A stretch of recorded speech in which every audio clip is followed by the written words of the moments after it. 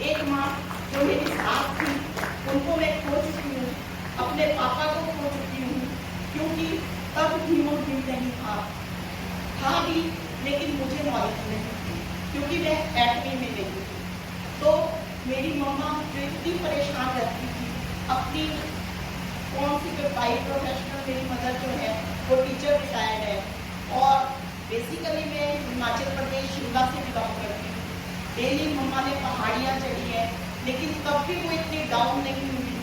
जब वो बीमारियों से थी तो वो डाउन हुई। 75 उनकी एज है, लेकिन कौन सी बीमारी थी जो उनको नहीं, और वो इतनी वीक हो चुकी थी, उनका जो खाना था, डाइट थी, बिल्कुल बंद हो चुकी थी।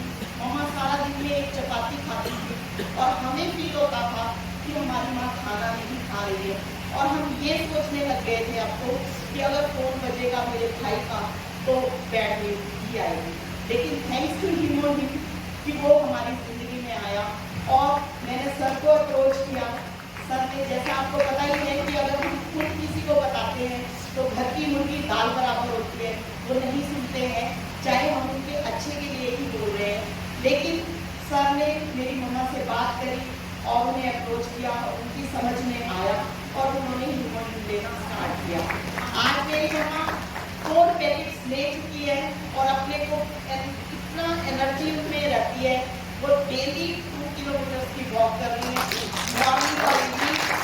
और 16 ईयर से लास्ट ईयर से एनीमिक थी, उनका 5 और 7 ग्राम ब्लड रहता था, जो कि इंटेक किया तो 7 हो गया, आयरन इंटेक किया तो 7 हो गया, अदरवाइज वो 5 उसी में ही रुकता रहता।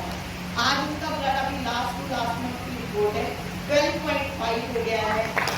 शुगर की उनकी टैबलेट 1/4 हो गई है, बीपी तो खत्म ही हो गया है, और अब अपनी फुल डाइट ले रही है। उनका भी ये मानना है कि अब मुझे लगता है कि मैं क्या क्या खा लूँ, और मैं रोकती हूँ अपने को, मैंने नहीं खाना है ये।